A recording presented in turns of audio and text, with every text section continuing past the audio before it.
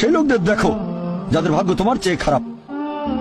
সেই সব লোককে দেখো না যারা তোমার চেয়ে বেশি ভাগ্যবান। তা না হলে তোমরা আল্লাহ তাআলাকে স্মরণ করায় অবহেলা করতে পারো, তা না হলে প্রতিপালকের প্রতি অকৃতজ্ঞ হয়ে যেতে পারো। তাহলে নবী বলেছেন তাদেরকে দেখো যাদের ভাগ্য খারাপ। তখন আপনি বলছেন আচ্ছা এই লোকটার তো কোনো গাড়ি নেই, আমার একটা মারুতি অন্তত আছে। তাকে দেখবেন না যারা সে মার্সিডিজ।